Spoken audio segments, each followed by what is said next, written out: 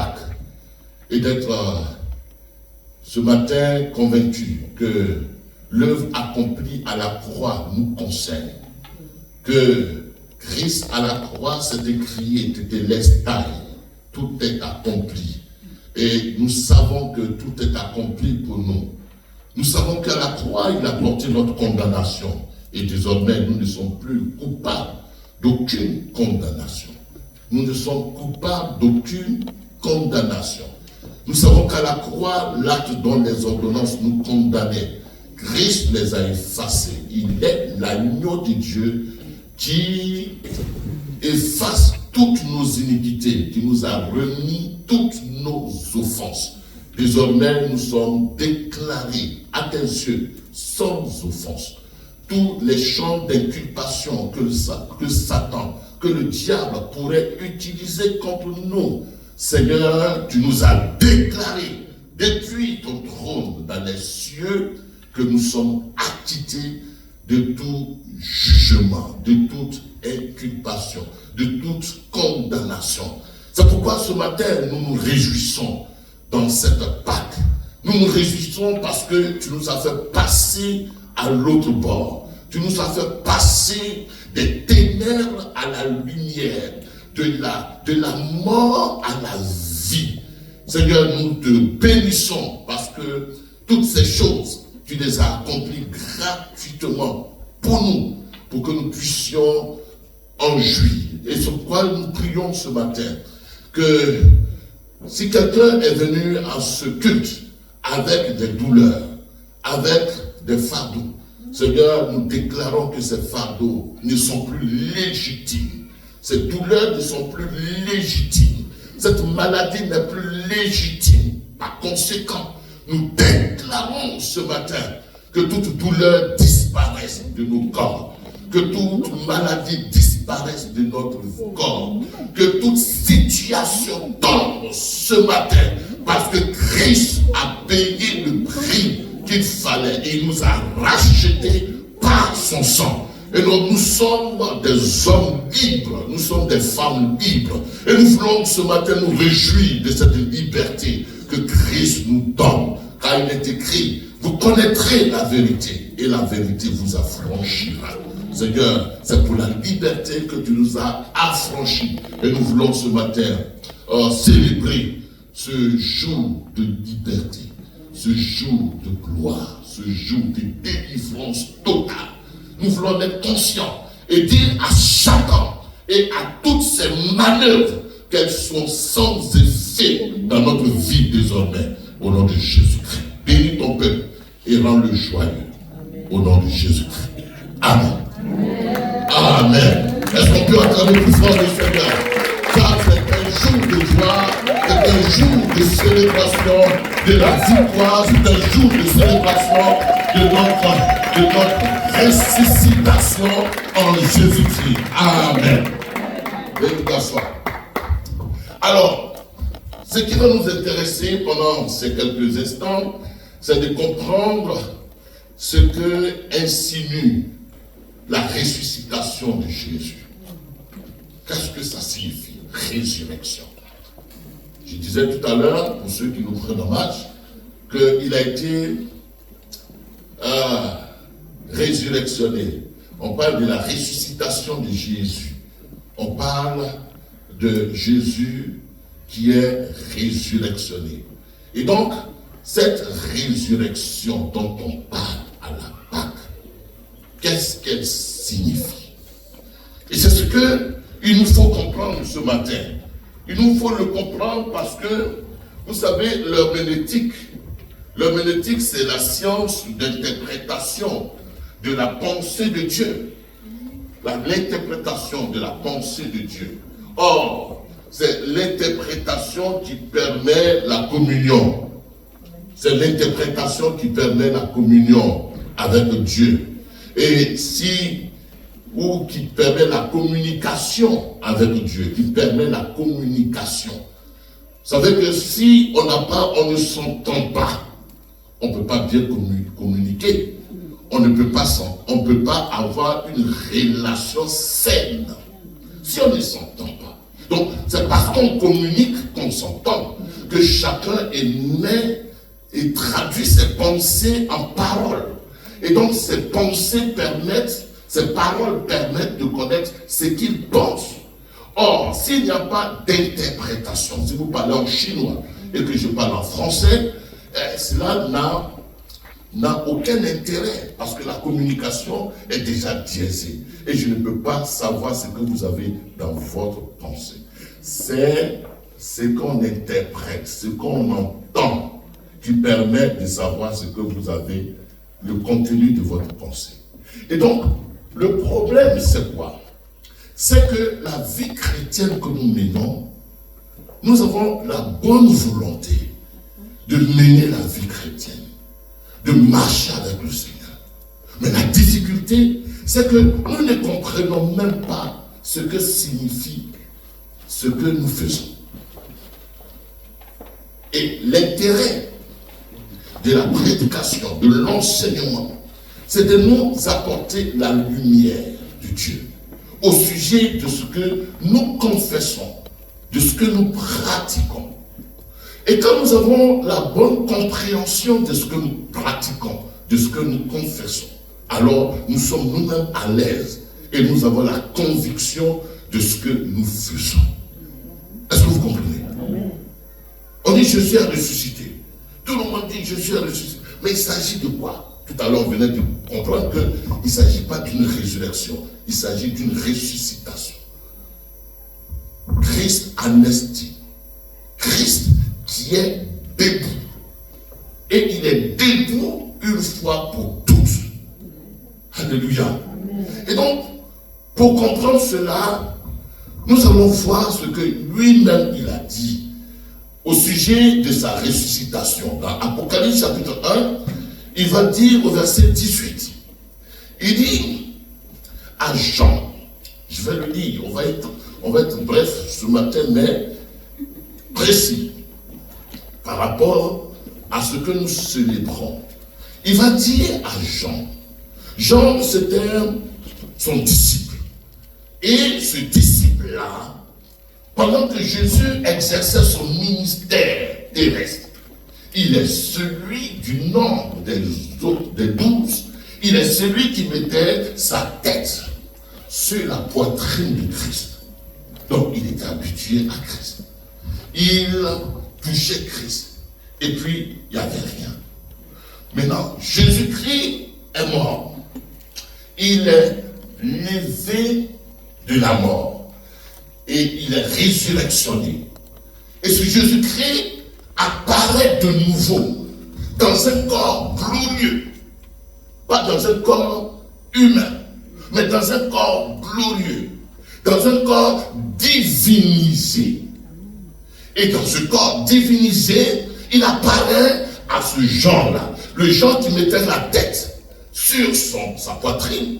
Et il dit, quand je le vis au verset 17 d'Apocalypse 1, quand je le vis, je tombais à ses pieds, comme mort.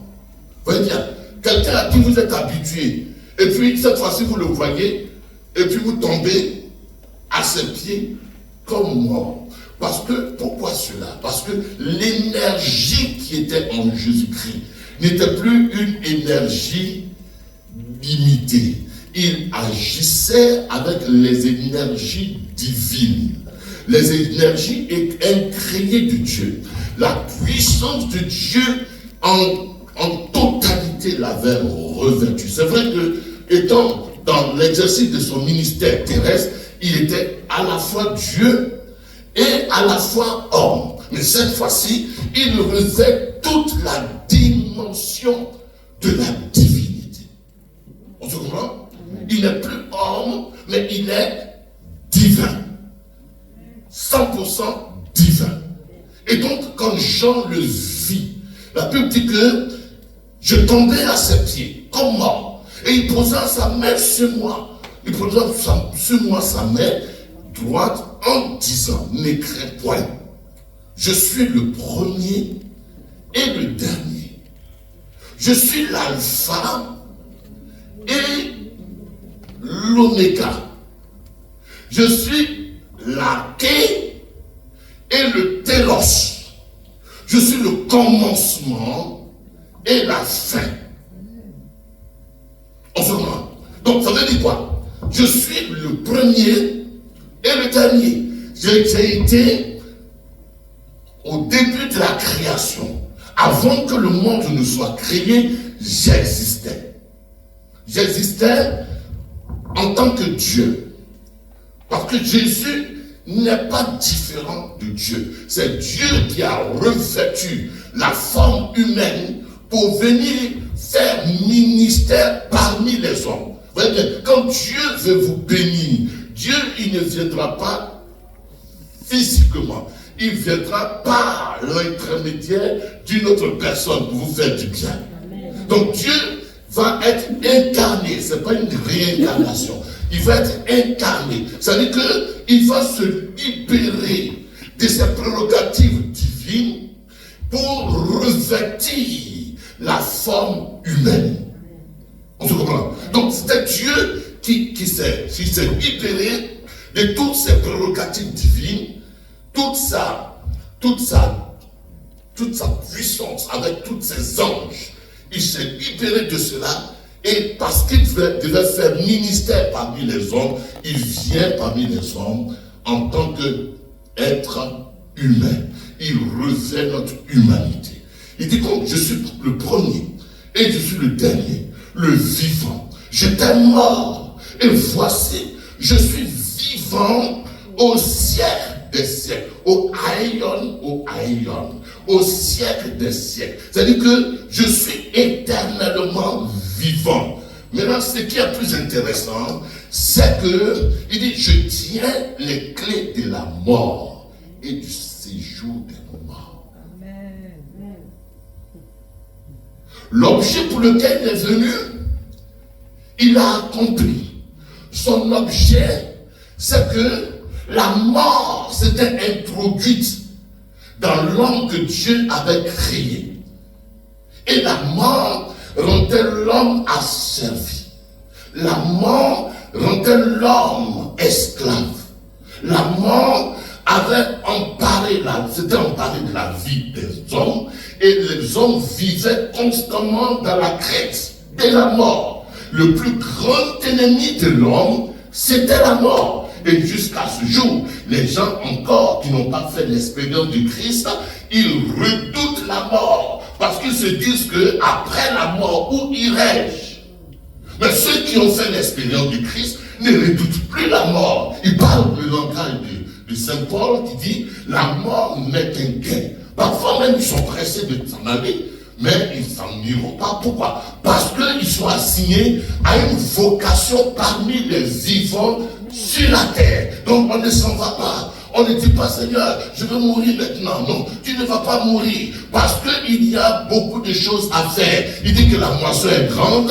Il y a très peu d'ouvriers. Priez le maître de la moisson pour qu'il puisse servir à la moisson. Dis Amen. Donc, Dieu a besoin de toi ici-bas. Il ne faut pas fuir ta responsabilité. Il ne faut pas fuir. Il ne faut pas dire que je souffre trop. On se comprend. Donc il dit, je tiens les clés de la mort. C'est de cela qu'il s'agit ce matin. Il dit que lui, il tient les clés de la mort.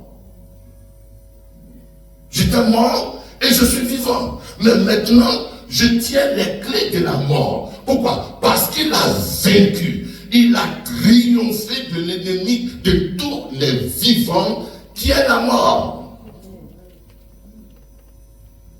Et je tiens les clés de la mort et du séjour des morts. Ça veut dire quoi? Je maîtrise le Hadès.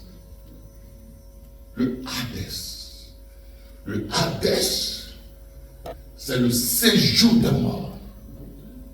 Plus tard, il rencontrera ses disciples. Dans Matthieu chapitre 16, au verset 16, il dit à ses disciples, qui dites-vous que je suis? Moi, le Fils de l'homme. Vous vous souvenez de cette interview qu'il a eue avec ses disciples? Et les disciples lui disent même, tu es l'un des prophètes, dit-on. Tu es l'un des prophètes. Tu es Jean-Baptiste, tu es Élie, tu es Jérémie. Il dit, ok, si les gens disent qui je suis, mais vous-même, que dites-vous que je suis? Et Simon, dont le nom signifie Simon, dont le nom signifie roseau, cet homme qui était parfois vacillant, qui était pas, donnez-moi le mot, il est fait, on veut plus là, qui était vacillant, il dit non, irrésolu, instable, il dit non, tu es le Christ, le Fils du Dieu vivant. Tu es Christos, le Fils du Dieu vivant. Ça veut dire, la notion de fils, comprenez-la très bien. Ça ne veut pas dire que celui que Dieu a engendré. Non, c'est lui qui représente valablement le Dieu vivant.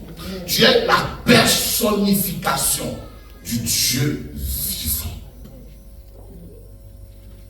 Tu es la représentation du Dieu vivant. Tu es la personnification. C'est-à-dire que comme le Dieu vivant, il est invisible aux hommes, toi tu es venu pour dire, tu es venu comme si c'est lui qui était venu. Et donc quand on dit que nous sommes des enfants de Dieu, nous sommes les technones, cela signifie que nous savons la nature divine. Et quand on dit que nous sommes des enfants de Dieu, nous sommes des fils de Dieu, ça veut dire, en clair, nous sommes la personnification du Dieu invisible. Donc si ce matin, quelqu'un se réclame de fils de Dieu, il est en train de dire, d'insinuer que je suis la personnification du Dieu que tu ne vois pas. Amen.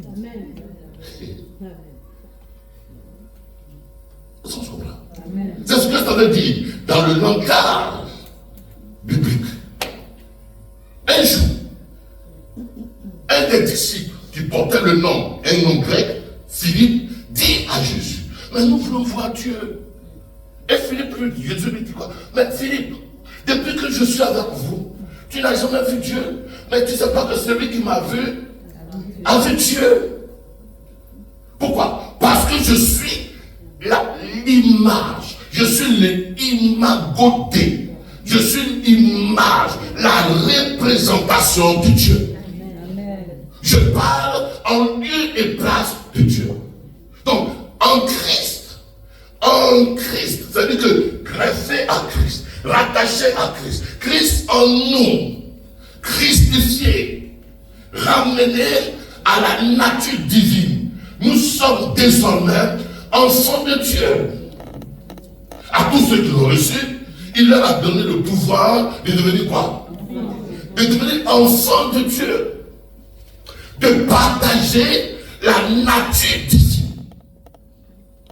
En nous a été greffée une nature qui n'est pas la nature humaine, mais c'est l'empreinte de Dieu est désormais en nous. Est-ce que vous voyez bien? Donc, par conséquent, nous sommes en tout lieu, en toute circonstance, en tout lieu, nous sommes la représentation de Dieu. L'enfant de Dieu est la représentation. Il est dans un ambassadorat. Or, l'ambassadeur de la Côte d'Ivoire, ou l'ambassadeur du Bénin, l'ambassadeur de la Chine, ici, il est la représentation de quoi? De son pays. Amen. Nous provenons du ciel. Et désormais, notre esprit a été habité par l'Esprit de Dieu. Dieu est en nous. C'est pourquoi nous disons, si je vis, qui vit? Ce n'est plus Takouri qui vit. Les yeux humains voient un homme, Takouri, costaud, grand. Mais en réalité, quelqu'un qui a les yeux spirituels, il ne voit pas la beauté, il ne voit pas la grandeur, il ne voit pas qui je suis, mais il voit au travers de moi Christ. Parce que j'ai été crucifié. C'est pourquoi l'humanité attend. La Bible dit que la création tout entière attend avec un ardent désir que les fils de Dieu se révèlent. Ils se révèlent par leur créativité, ils se révèlent par leurs actes, par leurs actions, ils se révèlent par leur langage, ils se révèlent par leur conduite. Et qu'ainsi, les gens voient leurs œuvres, leurs bonnes œuvres, et ils disent véritablement, Dieu est en lui et qu'il est la représentation de Dieu. Parce que Dieu, il est l'incarnation de tout ce qu'on peut appeler lumière. Il est lumière. Donc, si nous sommes fils de Dieu, et si nous avons hérité de Dieu sa nature, nous sommes par conséquent lumière. En moi, il ne doit pas avoir des ténèbres. Je disais tantôt à des pasteurs en Côte d'Ivoire que Dieu, il n'a pas l'amour. Dieu n'a pas l'amour. Mais il est l'incarnation de l'amour. Dieu n'a pas l'amour. Il ne sait rien faire d'autre que l'amour, manifester l'amour. Dieu ne sait rien faire d'autre. Si tu veux l'emmener sur un autre champ qui est différent, qui diffère de celui de l'amour, il ne pourra pas s'exprimer. Parce que ce qu'il sait faire, c'est manifester l'amour. On va le voir dans cette étude. Donc, si nous sommes de Dieu, nous sommes aussi porteurs de sa nature, qui est Dieu d'amour. Nous devons aussi manifester l'amour à l'égard du prochain. Disons Amen. Amen. Alors, il dit, je tiens les clés de la mort et du séjour des morts. Et il dit à Simon-Pierre, parce que tu as dit ces choses, dans le verset 18 et 19 de Matthieu chapitre 16, écrivez en même temps que je dis, on est à l'école, hein? Église, on ne vient pas avec, on vient avec sa tête. Dis Amen. Il dit, les portes du séjour des morts ne feront pas quoi? Je bâtirai mon église et les portes du séjour des morts ne prévaudront point contre quoi? Contre mon église. Mais il dit cela avant sa mort. Et il conjugue le temps au futur. Pourquoi au futur? Parce que il devait mourir et lui, Jésus, aller dans le sépulcre ou alors aller dans le séjour des morts. Le séjour des morts, c'était la profondeur de la terre. Tous ceux qui mouraient avant que Jésus ne meure à la croix, tous ceux qui mouraient avant que Jésus ne soit crucifié, ils entraient tous dans le séjour des morts. C'est-à-dire que dans les lieux inférieurs de la terre. Et quand il dit, les portes du séjour des morts ne prévaudront point contre mon église. Ça veut dire que lui, il portait dans son sein l'église. Il portait en lui, quand il entrait, après sa mort, sa crucifixion, sa mort, après son ensevelissement, quand il entrait dans la tombe, il y entrait avec nous, en tant que nous. Il était dans une fonction vicaire. Dans son vicariat, il faisait ça avec nous en tant que nous, à notre place. Donc, quand Jésus était crucifié, il était crucifié en tant que nous. Mais nous, c'est qui? C'est pas l'église seulement, mais nous, humanité. Est-ce que vous comprenez ce matin? Je veux qu'on comprenne ça parce que quand c'est pas bien compris, on va penser que c'est quoi? Une illusion ou alors c'est un récit qui a concerné une seule personne, mais tout ce que Jésus a fait, c'est nous qui le faisions. Amen. Paul dira, Galates 2, verset 19, j'ai été crucifié. Avec qui? Avec Christ. Donc au jour de la crucifixion, Paul n'était pas là. Et cependant, quelques années plus tard, il dit, j'ai été crucifié avec Christ. Et si je vis, ce n'est plus moi qui vis, c'est Christ qui vit dans moi. Donc Jésus rentre dans le séjour des morts. Et il passe combien de temps dans le séjour des morts? Il passe 3 jours et 3 nuits dans le séjour des morts. Mais qu'est-ce qu'il fait dans le séjour des morts? Quel est le mystère qui se produit lorsque Jésus fait son entrée dans quoi? Dans ce lieu-là, dans ce lieu où il a été, dans ce sépulcre où il a été enterré, où il a été enseveli. Qu'est-ce qui s'est passé? Pendant 3 jours, pendant 3 nuits. Isaïe dit que par le travail de son âme, donc quand il part dans le séjour des morts, Jésus est crucifié, il est mort et il est enseveli. Et pendant l'ensevelissement, la Bible dit que son âme, son esprit va à Dieu, son esprit va à Dieu et son âme, l'âme c'est la personnalité de Jésus. Notre âme est notre personnalité, nous définit en tant qu'individu. Son âme va dans le séjour des morts. Et qu'est-ce qu'il va faire dans le séjour des morts? Il va livrer bataille à la mort. Parce que quand Dieu avait créé l'homme, Dieu ne l'a pas créé pour qu'il meure. Le projet de mort n'était pas dans le programme de Dieu.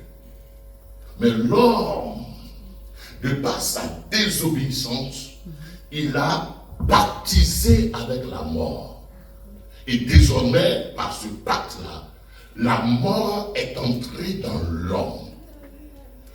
Le but de Jésus même, c'est de venir extirper de cette humanité la mort. Est-ce que vous comprenez? Amen. Pour que tous ceux qui vivent désormais, la mort ne triomphe plus d'eux. La mort n'a plus de pouvoir sur eux. Amen. La mort ne soit plus quelque chose d'effroyable. Est-ce qu'on se comprend? Donc désormais, il rentre dans le séjour des morts et puis il livre bataille contre la mort. Il dit, toi qui as terrifié l'humanité et qui continue de la terrifier, je vais t'arracher ton pouvoir. Parce que nous dirons, et Paul nous dira, que la puissance de la mort, c'est le péché. C'est le péché qui donne à la mort la puissance de pouvoir agir sur l'homme. Donc, vous allez me dire, mais tiens, on m'a dit tel pasteur est mort. Mais non, en réalité, il n'est pas mort. Il n'est pas mort. Il s'endort. Amen. Ce n'est plus la même chose. Parce que quand Adam a péché, c'est là que la mort, le principe de la mort, s'est introduit dans la vie des humains. Mais Jésus est venu extraire la mort. Et il a vaincu la mort. La preuve, quand il ressuscite, quand il résurrectionne, tous ceux qui étaient morts avant lui, il les a tous enlevés du séjour des morts. Et il est monté avec eux. Amen. Il a littéralement vidé le séjour des morts. Est-ce que vous savez, pour votre information, que Adam est mort à l'an 930. Il a fait 930 ans sur la terre. Est-ce que vous savez ça? Adam a fait 930 ans sur la terre. Et après les 930 ans, il est mort. Adam est mort. Et quand il est mort, il n'est pas monté au ciel. Il est descendu dans le séjour des morts. Donc Adam et Ève étant physiquement morts, parce qu'ils étaient déjà morts d'une première mort. Quand Dieu dit, Adam, le fruit là, ne mange pas de ce fruit. Parce que le jour où tu en mangeras, tu vas faire quoi? Tu mourras. Genèse chapitre 1, non, chapitre 2, je pense que c'est le verset. Donc, il a mangé le fruit défendu. Mais il n'est pas mort physiquement. Il était mort de la mort d'Anatos. La mort d'Anatos, c'est la mort de la séparation d'avec Dieu. Il dit que le jour où tu en mangeras, tu mourras. Littéralement, ça veut dire quoi? C'est en mourant que tu mourras. En mourant que tu mourras. C'est-à-dire qu'en étant séparé de Dieu, que tu mourras. Et parce que Adam, par le fruit défendu, était déjà mort, mais mort spirituellement, alors 930 ans après, il est mort. Alors quand il est mort, il est descendu où? Dans le séjour des morts. Quand Ève est morte, elle est descendue où? Dans le séjour des morts. Mais quand Jésus est descendu dans le séjour des morts, il a vidé littéralement le séjour des morts. Il a emporté tous ceux qui étaient dans le séjour des morts. Il a pris Adam et il a pris Ève. Il est monté avec eux dans le ciel. Et Ève et Adam sont montés, ont été ascensionnés avec lui. Amen. Dis amen. Alors je me disais, Seigneur, mais comment est-ce que Adam, il nous a foutu de la mer et Adam, tu es monté au ciel, lui? Mais parce que cela démontre l'amour de Dieu, l'amour de Dieu qui est insondable, l'amour de Dieu qui est profond. Alors que nous étions en train de juger telle personne de prostituée, telle personne de mauvaise, telle personne de ceci ou de cela, la Bible déclare que quand Jésus est descendu dans le séjour des morts, ce que nous avions jugé de trop pécheurs, Jésus dans son amour, Dieu dans son amour, il les a enlevés du séjour des morts. Il est parti avec eux. Amen. Amen. Amen.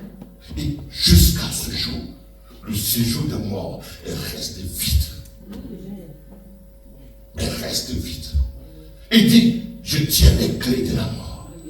Donc, qui est avec Jésus a aussi les clés. Or, les clés symbolisent le pouvoir. Le clé symbolise la domination. Les clés symbolisent l'autorité. Nous avons aussi l'autorité sur le Hadès, l'autorité sur l'enfer, l'autorité sur les lieux inférieurs de la terre. Et nous ne sommes plus des candidats pour la mort, des candidats pour l'enfer, des candidats pour la condamnation éternelle. Est-ce qu'on se comprend ce matin? Donc Jésus vient à la résurrection, je dis votre mot, à la résurrection, c'est pour vaincre la mort. C'est pour extirper la mort. C'est pour annihiler la mort. C'est pour anéantir la mort. Pour que la mort n'ait plus de pouvoir sur toi.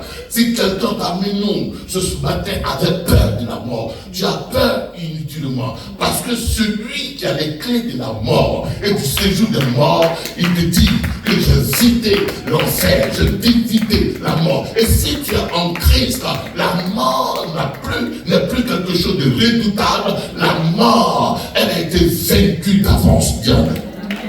Je vais terminer pour vous libérer ce matin. Parce qu'on reviendra en détail sur ces choses. Lisons ensemble 1 Corinthiens chapitre 15. 1 Corinthiens chapitre 15, verset 21. On va voir en un seul point ce que implique la résurrection de Jésus. 1 Corinthiens chapitre 15, verset 21 au verset 28. Il dit quoi? 1 Corinthiens chapitre 15 à partir du verset 21. Oui. Oui. Car puisque la mort est venue par un homme, c'est aussi par un homme qu'est venue la résurrection des morts. Dans le système de la planète des hommes, la planète Terre habitée par les hommes, il y a un seul qui par son acte de désobéissance a permis que la mort soit introduite parmi les humains. Et cet homme-là s'appelle Adam. C'est de lui est sorti le mot Adama. Or, Adam veut dire l'humain.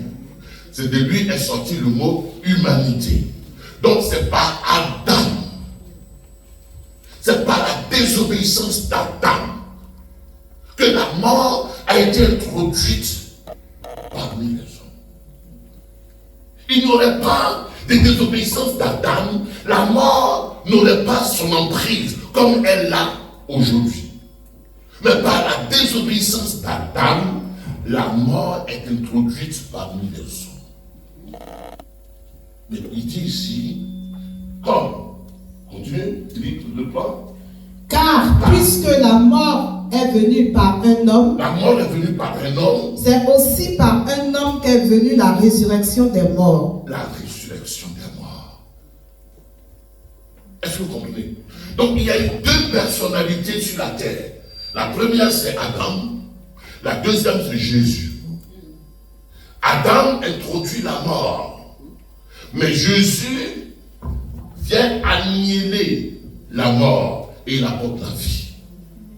C'est pourquoi la vérité, je mets devant toi la vie et la mort. Choisis. Il y a un qui incarne la mort et il y a un autre qui incarne la vie. Celui qui incarne la mort, c'est Adam. Avec son système de péché. Et donc, le péché engendre la mort. Et lui, il a été introduit dans le péché. Et par le péché, il a introduit la mort dans le monde. Est-ce que vous comprenez? Adam a péché. La Bible dit que le salaire du péché, c'est quoi? C'est la mort. Or, au départ, Dieu n'avait pas prévu que l'homme meure. Mais le péché a engendré la mort. La sommation du péché, c'est la mort.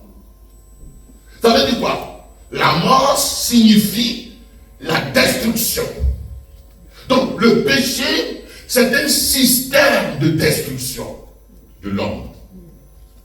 Donc qui est dans le péché, qui est dans la désobéissance, mais petitement est en train de se détruire.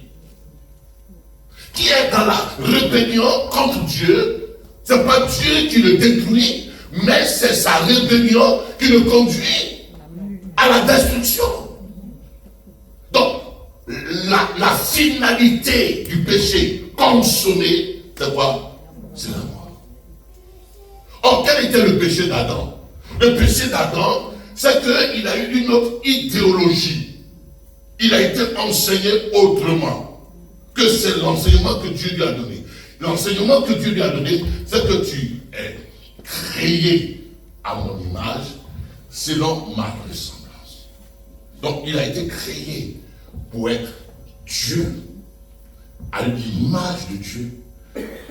Quand on voit Adam, on voit en lui Dieu, mais selon la ressemblance c'est la dynamique, c'est-à-dire que la performance de Dieu, qu'il puisse la déployer, mais dans un processus évolutif, dans un processus qui permet à ce dynamisme qui est en lui d'être déployé.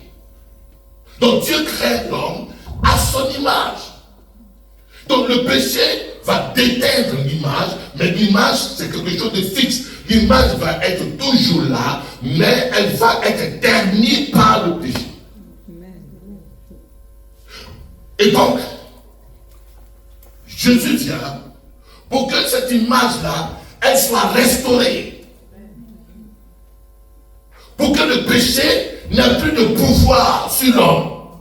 Vous avez des gens qui tombent dans les caniveaux. Pourquoi? Parce que le péché de quoi? De l'alcool les a défigurés. Pourquoi? Parce que ils ont été rendus esclaves. Et le péché les tient. Le péché est devenu maître de cette personne. Il y en a qui sont dans le sexe. Il y en a qui sont dans la drogue. Il y en a qui sont dans la colère. Mais dans toutes sortes de mauvaises choses. Et ces choses-là, ce n'est pas Dieu qui les détruit. C'est leur désobéissance délibérée qui les amène petitement à être détruits. Amen. Est-ce qu'on se comprend? Donc Jésus vient pour anéantir ce système de destruction, de l'autodestruction de l'homme. Ce n'est pas de la théorie ce que je suis en train de dire. Faites l'expérience. Ce soir, décidez d'être drogué. Vous allez voir que la clarté qui était sur votre visage, elle va disparaître. Commencez à être des prostituées. Vous allez voir que la prostitution va vous entraîner dans des maladies vénériennes et ces maladies vont conduire à la mort. Amen.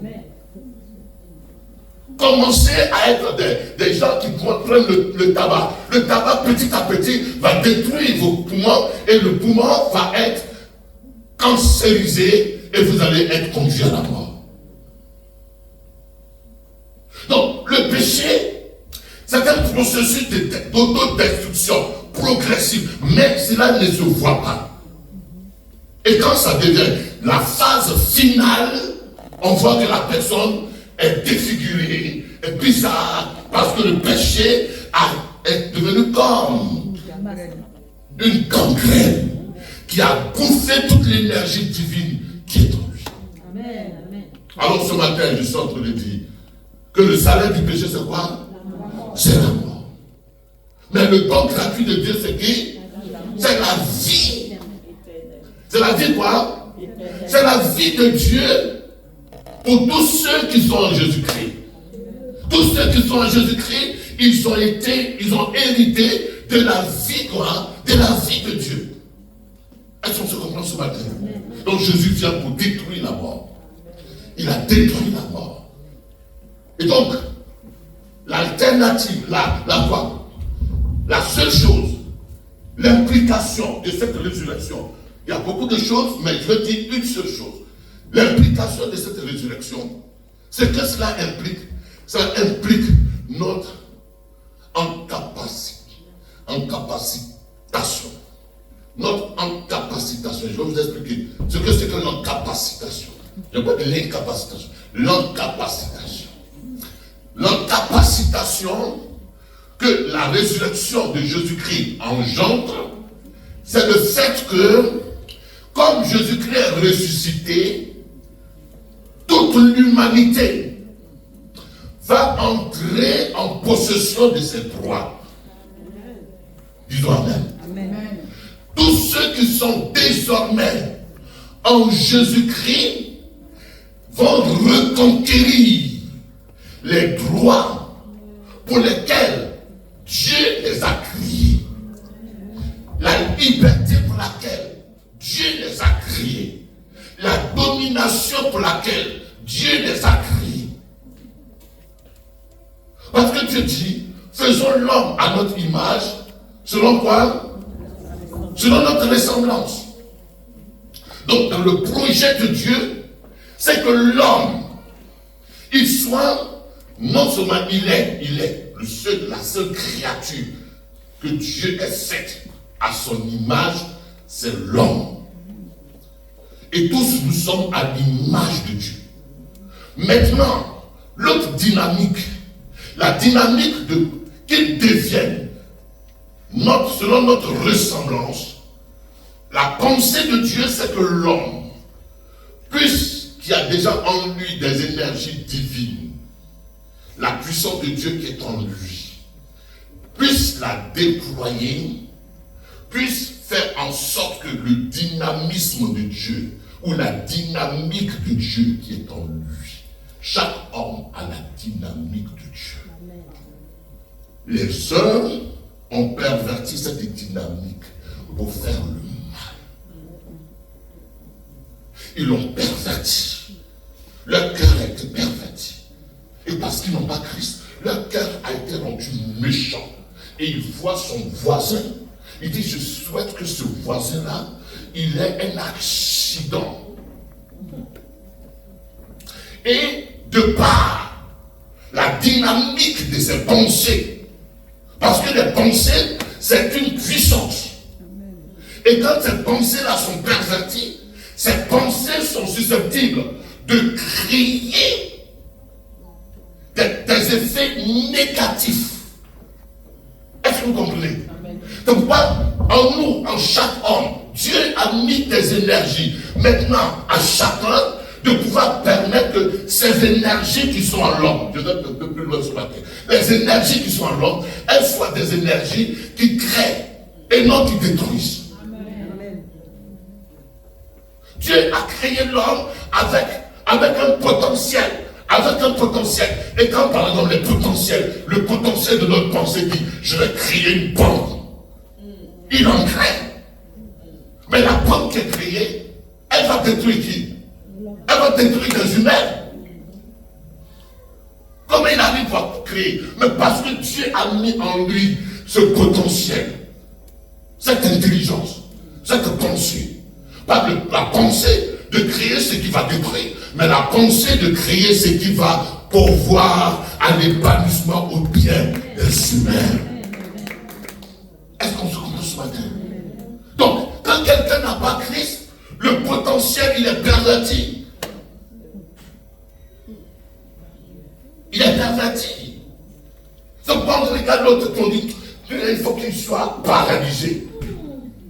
C'est ce qu'on appelle la sorcellerie. Or, la sorcellerie n'est d'autre que l'art de mauvaises pensées. Amen. Parce que nous avons déployé, nous avons développé de façon négative ces énergies, nous les avons perverties et elles sont devenues des énergies de destruction. Amen. Et le diable s'en est saisi. Il s'en est accaparé. Et puis il a dynamisé ces énergies. Il les a perverties. Et ces énergies font le mal plus que le bien qu'elles devaient faire. Maintenant, quand Christ vient dans la vie d'un homme, Christ transforme son esprit, il transforme son âme, et Christ se positionne en Seigneur.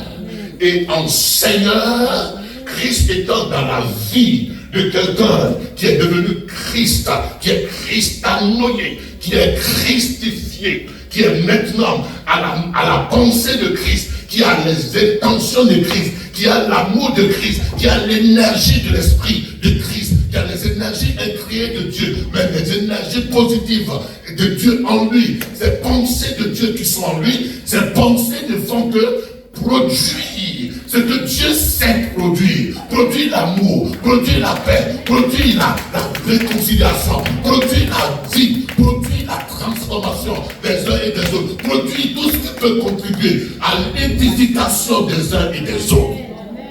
Amen. Voilà ce que Christ a fait. Donc Christ vient, il enlève en nous la capacité, la chose qui devait nous amener à détruire, il a détruit. Disons Amen ce matin. C'est peut-être un peu difficile, mais comprenez ça. C'est pourquoi la Bible dit en Romains chapitre 6, le péché, le mal, n'aura plus de pouvoir sur vous. Ça dit que quoi? Quand moi-même je me lève, et puis je dis, mais celle-là, je lui fais du mal. Je n'ai plus cette capacité. Le vrai chrétien n'a plus cette capacité d'aller au bout de cette pensée qui a émergé. Il ne peut pas réaliser. Parce que l'Esprit de Dieu est assis en lui et la seigneurie de l'Esprit de Dieu l'amène à réagir comme Dieu réagit. Quand quelqu'un vient, il dit, pas d'accord, tu peux me donner 500 francs? Et puis je fais un peu le dur. Je n'ai pas envie de lui donner. Tu peux me donner 500 francs, 1 euro. Tu peux me donner un peu. Je joue au dur. Parce que je vais être avare. Mais il y a quelque chose dans moi. Pourquoi tu ne l'as pas donné? Pourquoi tu ne l'as pas donné? L'Esprit de Dieu me pousse avec le caractère de Dieu à réagir comme Dieu, à faire comme Dieu. Parce que Dieu ne laisserait pas un affamé partir. Dieu ne laisserait pas quelqu'un qui est orphelin partir. Dieu ne laisserait pas quelqu'un qui est dans le besoin avoir son besoin non satisfait. Amen. Est-ce que vous comprenez ce matin? Je suis venu pour détruire ce qui conduit à la mort en l'homme. Donc naturellement, tout chrétien de Dieu tout enfant de Dieu devait réagir comme Dieu réagit. C'est pourquoi les gens disent, si quelqu'un n'a pas connu l'amour, c'est qu'il ne l'a pas connu. C'est pourquoi Paul dit, si quelqu'un est en Christ, il est quoi? Une nouvelle créature. Or, la nouvelle créature, c'est quoi? Il est un kainos. C'est-à-dire que quelqu'un, c'est un extraterrestre. Un extraterrestre. Venu de Dieu. Les choses anciennes. C'est-à-dire que la méchanceté ancienne, la vie ancienne, la vie adamique, la vie de mal, elle ne peut plus résider en lui. Oh, je suis en train de dire à quelqu'un une parole qui le concerne. Amen. Combien de fois tu n'as pas décidé du moment, cette fois-ci, je vais faire péché, je vais faire ce que je veux. Ok, on te laisse faire. Vas-y. Mais tu ne feras pas long métrage dans ça. Tu perds le temps. Parce que l'Esprit de Dieu est déjà en toi. C'est un esprit de sainteté. C'est un esprit de justice. C'est un esprit de vérité. C'est un esprit de lumière. Et la lumière, elle ne peut pas résister à faire du mal.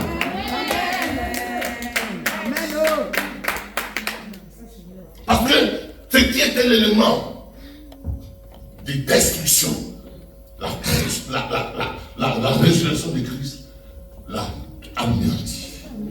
Tu es devenu comme un chien dressé qui n'a plus de crocs et qui ne peut plus rien faire. Tu regardes le monde maintenant et pour toi le monde est mort. On dit mais comment? Toi qui étais un Django dans le passé. Oui, mais Jésus a tué le Django. Et tu dis vanité de vanité. Tout est vanité. Parce que Christ a fait son irruption, son introduction dans ta vie par le Saint-Esprit. Et son Saint-Esprit a caché la vieille nature, le vieil homme, la nature adamique, qui était une nature de rébellion, de dissidence. Cette nature a été anéantie. Donc ça m'étonne que quelqu'un dise que moi je suis en Christ, je suis enfant de Dieu, je suis en Christ, et puis il est méchant. Ça m'étonne. Quand il dit je suis en Christ, et il persévère dans le mal. Et il insiste dans le mal. Donc ça m'étonne. Ça m'étonne que l'Esprit de Dieu ait fait son apparition en toi. Parce que le pouvoir du péché qui conduit à la mort a été anéanti. C'est pourquoi nous pouvons saluer nos ennemis. Nous pouvons aimer nos ennemis. Nous pouvons assister celui qui hier n'a pas été reconnaissant et qui est encore dans le besoin. Nous ne pouvons pas avoir un cœur endurci. Non, parce que Christ a enlevé, si tu veux, je simplifie la chose, il a enlevé tout ce qui était la négativité. L'Esprit de Christ ne coopérant pas avec ça. Cette partie-là ne peut pas triompher. Elle veut se lever, elle veut se manifester, mais elle ne peut pas. Parce que l'Esprit de Christ a fait quoi? A pris la place. Alors ce matin, la résurrection que tu es en train de célébrer, c'est la résurrection d'un homme nouveau. La résurrection d'une femme nouvelle. La résurrection d'une nouvelle entité, d'une nouvelle personnalité. La résurrection de quelqu'un qui est déifié et qui a en lui les vertus et les énergies de Dieu. Amen. Si c'est dans ça que tu célèbres la résurrection, tu as raison de la célébrer. Ils n'ont pas compris. Si c'est dans cette disposition que tu célèbres la résurrection, tu as raison de la célébrer. Amen. Mais si ce n'est pas dans cette disposition que tu es encore dans la nature, qui est la nature adamique, une nature que Jésus a dit avec eux, mais qui se révolte, qui fait palabre, qui insulte à la maison, qui fait le désordre, qui fait le scandale, qui fait de sorte que les gens n'ont pas la paix, qui font de sorte que les gens ils sont séparés entre eux. Si c'est dans cet esprit, c'est que tu dois revenir à Christ, et étant en Christ, la résurrection aura un sens pour ta vie. Dis à ta voisine, dans quelle disposition d'esprit célèbre Dieu? La résurrection. De la paix. Dis Amen. Est-ce que Christ est en toi? Je dis souvent des choses de façon sommaire. Mais est-ce que Christ est en toi? Est-ce que Christ est en toi? La Bible dit que le péché n'aura plus de pouvoir sur toi. Parce que les lions de la mort, c'est le péché. Vous savez ce que c'est que les lions? Non. Vous connaissez les lions? Le roi dit ça dans 1 Corinthiens chapitre 15. Non. Chapitre 15.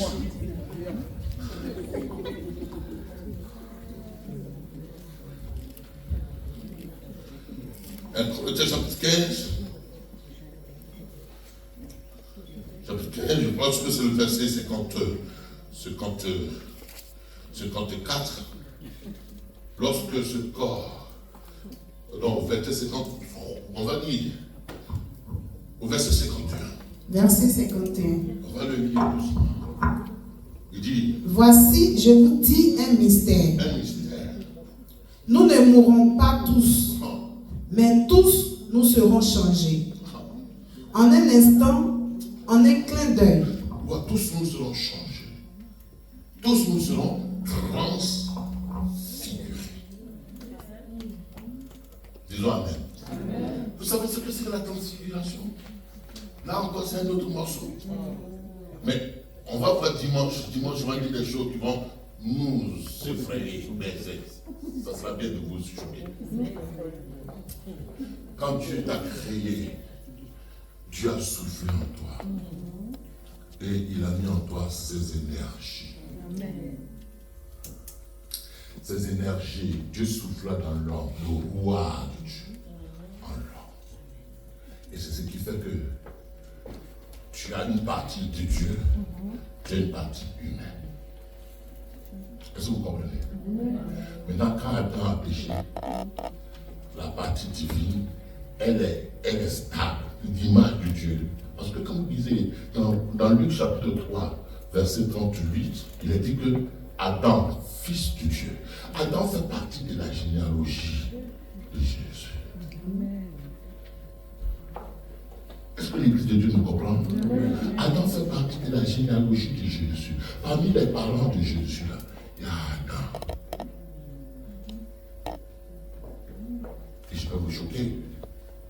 Quand Jésus l'a ressuscité de mort, aujourd'hui,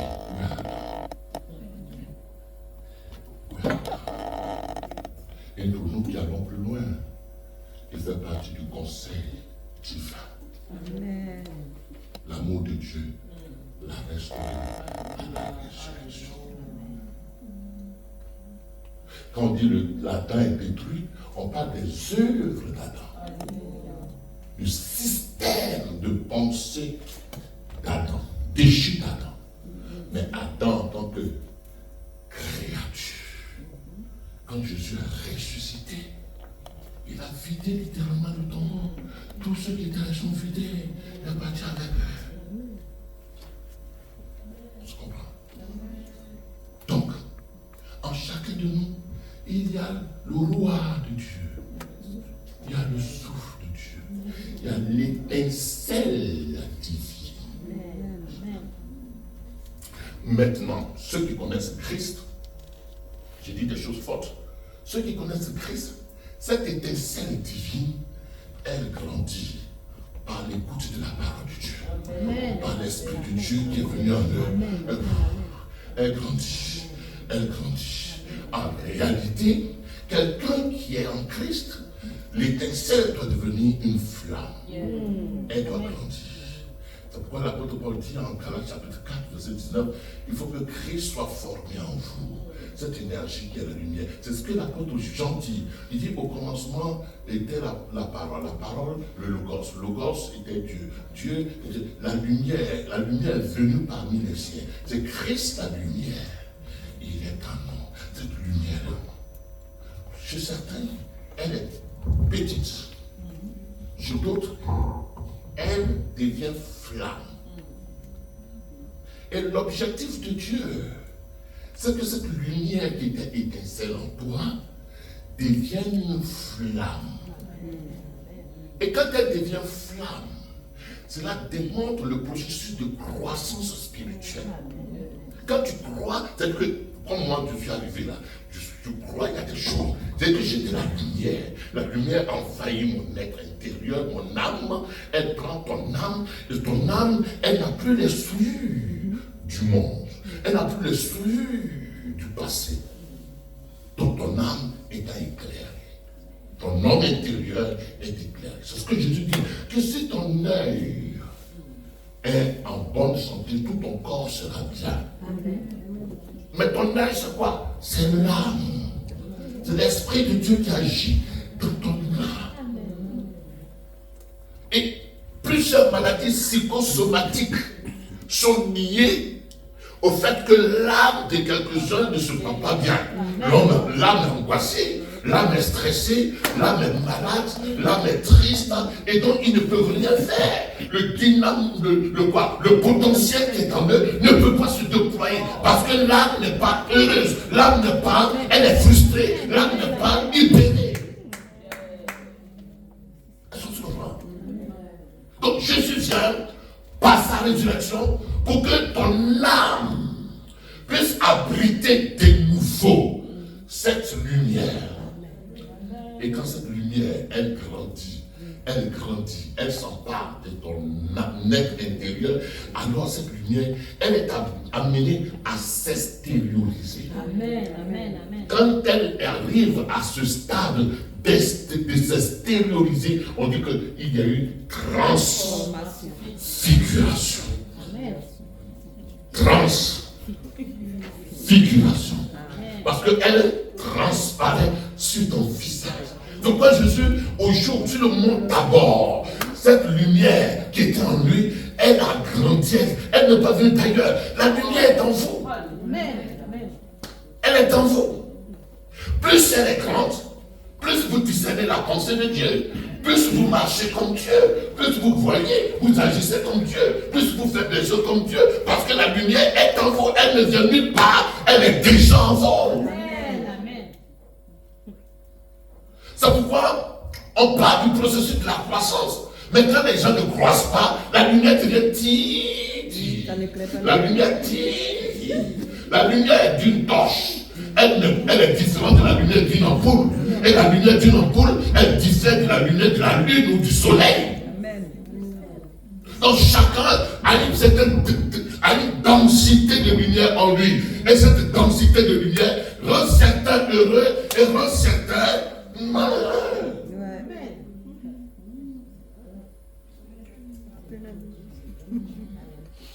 On se comprend ce matin? Amen. Donc cette densité-là, à nous maintenant la responsabilité de pouvoir la cultiver par une vie de prière, par une vie de méditation, par une vie de crainte de Dieu, par une vie d'observation de la parole de Dieu. Si nous n'obéissons pas à Dieu, cette lumière-là, elle reste toujours toute petite. Et puis, l'image que nous sommes là, l'image devient comme un verre. La lampe au village, la lampe tempête là, la lampe là. Quand le verre n'est pas déployé, la lampe devient comment? Elle ne peut pas éclairer.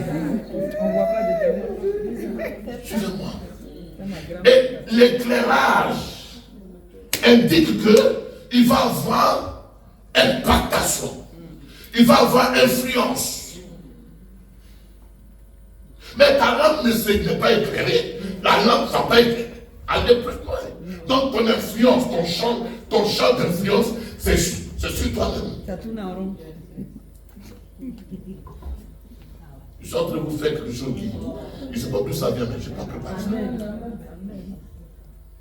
Maintenant, plus, je suis allé, ça je vous dis, je suis allé au Libéria. Pendant ce voyage-là, je suis allé au Libéria. À tout le bleu, juste à côté de Libéria. Et on est parti dans une forêt. Le frère, on voulait faire église. Il voulait que je m'installe. Et puis, en même temps, on voulait faire d'autres activités professionnelles. Bon.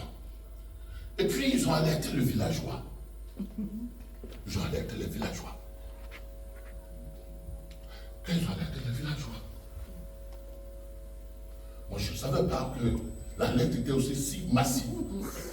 Je vais. J'ai mis un pantalon avec un t-shirt et puis des baskets. Mais c'était comme si un préfet, c'était un président qui... Tout le village, personnel au village, au champ ce jour-là. Ok. Voilà le problème. Et on m'installe dans un fauteuil devant. Et tous les notables, tous les vieux, ils ne connaissent pas faire des Jésus. Tu les vois, oui. Hein, qui marche comme ça. Tout cela. Mais tout ce vieux. Ok. Et je savais qu'eux, ils n'ont pas Christ. Et ils sont dans leur tradition. Et on leur dit que quelqu'un vient avec Jésus. Vous voyez la confrontation qui va. Je suis assis là. Le chef me regarde. Et puis je sors ma lanterne intérieure. Je déploie l'énergie. Sans vouloir crier. Sans vouloir vous dire au nom de Jésus. Mais déjà l'énergie que j'appelle, elle prend place. C'est des mystères, hein, les amis. Ce que vous faites à vous dire, le nom de Jésus, et puis tu n'as rien, tu n'as aucune lumière. Le nom de Jésus, non, c'est pas une question de nom de Jésus. C'est une question d'intériorité à extérioriser. C'est une question de ton âme à sortir les flèches, à sortir ton armement, à sortir le potentiel, à sortir le Christ qui est en toi, à le déployer. Alors je fais. Et tous les villageois étaient favorables.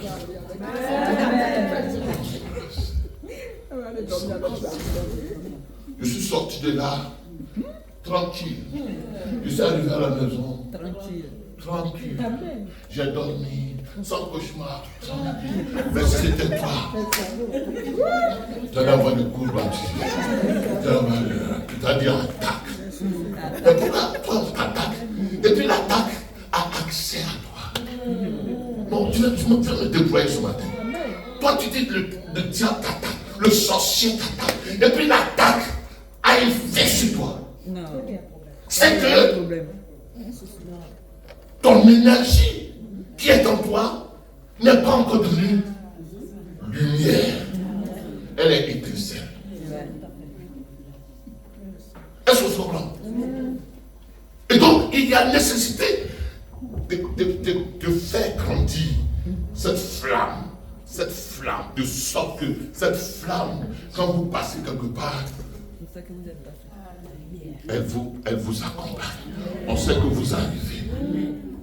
C'est ce que Pierre dit, jusqu'à ce que l'étoile du matin brille sur vos visages. Il faut qu'elle brille. Alors, si vous ne pouvez pas entrer dans ce lot-là, asseyez-vous, restez chez vous, ne provoquez pas le diable. Parce que vous allez être victime, vous allez être détruit, vous allez perdre les plumes. Et vous allez être dans l'église, parce que l'église, je ne parle pas de l'église universelle, mais je parle de l'église locale. C'est la concentration des esprits là. Esprit de Suzanne, esprit de... Comment tu appelles chez toi, c'est quoi? D'Abidi, esprit de gourou, esprit de pété, esprit de guéri, esprit de ceci. Il y en a même qui ont été élevés dans telle chose, et ils sont là. Tous les esprits sont concentrés dans l'église locale. Tu vas rester là, tu vas laisser tes plumes. Parce que tu vis parmi des esprits, et puis tu n'as pas de défense. Est-ce que vous me suivez? Amen. Pourquoi tu n'as pas de défense? Ce n'est pas que Dieu ne t'en a pas donné, mais tes armes de défense, elles ne sont pas aiguisées avec toi. Elles ont été le cramoisi. Elles ont été cramées. Et comme le cramage et le cramasiage, et ça ternit, elles sont rendues inefficaces. Mais pourquoi elles sont ternies? Elles sont ternies par la désobéissance. Elles sont ternies par ta rébellion, ta persistance à faire volontairement ce que tu sais. La Bible dit, il ne faut pas faire. Amen. suis venu ce matin pour vous dire que nous sommes dans une dimension surnaturelle, dans une sphère spirituelle. Moi, je suis un esprit. Toi, tu es un esprit. Nous, un esprit. Donc, moi, je suis un Saint-Esprit. Un esprit saint. Toi, tu es quel genre d'esprit. Il va y avoir confrontation entre les esprits. Parce que les esprits se pèsent. Ça se pèse. Si tu n'es pas, tu ne te pèses pas. C'est comme dans une jungle. Ils vont te dévorer. Ne prenez pas que tu te laisses dévorer. Laisse la quoi, c'est pas la Pentecôte. Laisse la résurrection avoir un sens pour toi.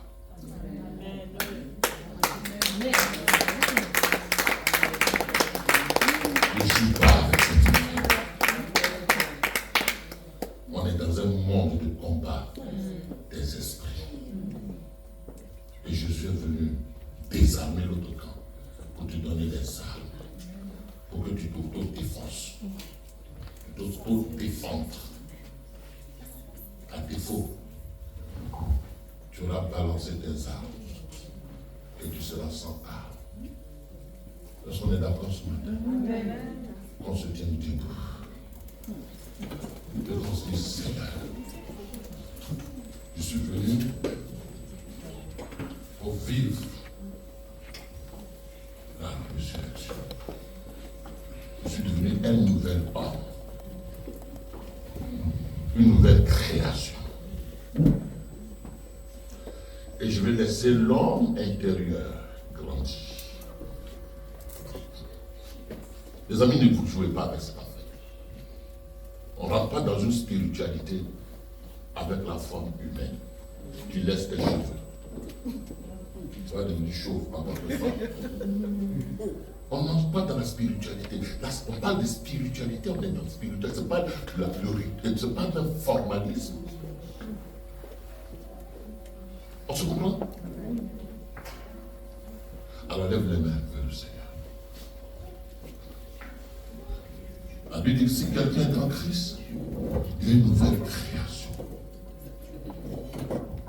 Et ceux qui vivent, qui ne vivent plus pour eux-mêmes, ils vivent pour celui qui est ressuscité pour eux.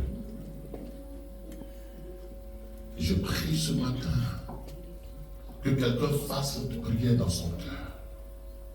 Vous dites, Seigneur, maintenant que je sais que ton énergie est en moi et que tu es venu à la résurrection pour casser la nature adamique et pour l'anéantir, la dépouiller de moi.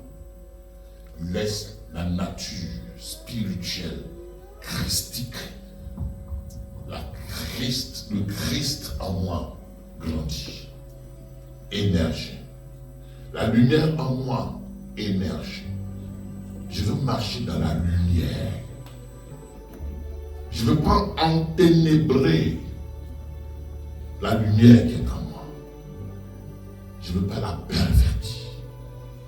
Les amis, si tu es dans quelque chose, que tu persistes, tu es en train de pervertir la lumière. Tu es en train de la diminuer. Et tu es en danger. Si tu es dans quelque chose que tu ne veux pas quitter, la lumière qui est en toi, elle va s'éteindre. Et si elle s'éteint, tu deviens un vase vide. N'est-ce pas qu'il a été dit au serpent que tu mangeras la poussière de la terre. Et la poussière, c'est ce qui est vase vide. Le serpent va te manger. Mais je ne veux pas que tu en arrives là. Alors prie le Seigneur ce matin. Dis, Seigneur, remplis mon intériorité. Remplis-moi. Que la lumière devienne grande. Parce que tu es venu dépouiller de moi la nature charnelle. Tu es venu ôter en moi la nature rebelle, la souillure du péché. Tu es venu ôter en moi tout ce qui est dissidence. Et que maintenant je sois rendu un homme nouveau. Et à partir de cette Pâque, je rentre dans cette dimension spirituelle, cette dimension de l'ordre spirituel. Je ne veux plus jouer avec ma vie spirituelle parce que Christ est venu afin que le péché n'ait plus de pouvoir sur moi, afin que la colère n'ait plus de pouvoir sur moi, afin que la complaisance n'ait plus de pouvoir sur moi. Seigneur, merci pour ces hommes et des femmes que tu recharges à cette époque. Tu charges leur batterie spirituelle. L'onction se porte sur eux. La grâce renouvelle l'énergie divine en eux. Et le pouvoir du péché ce matin s'anéantit. Le pouvoir des œuvres de la chair sont maintenant ôtés. Seigneur, merci. Parce que tu fais de bonnes œuvres dans leur cœur, dans leur vie, dans leur esprit. Seigneur, je bénis ton nom parce que là où ta lumière est, les ténèbres ne peuvent pas s'asseoir. Là où ta lumière est, les ténèbres et leurs œuvres ne peuvent pas résister. C'est pourquoi je déclare que la guérison soit. Que la guérison soit. Que la guérison soit. Que la guérison soit. Que la guérison soit. Que la guérison soit. Que la guérison soit. Que la guérison soit. Où les ténèbres avaient fermé les portes, je déclare que les portes s'ouvrent. Que les portes s'ouvrent. Que les portes s'ouvrent. Où les ténèbres avaient empêché les connexions, je déclare que les ténèbres soient ôtées et que les connexions soient maintenant possibles sur ton chemin. Je déclare que ton chemin soit éclairé afin que tu rencontres de bonnes personnes, des personnes qui pourront te hisser dans la réalisation de ta destinée au nom de Jésus-Christ. Amen. Est-ce qu'on peut acclamer le Seigneur?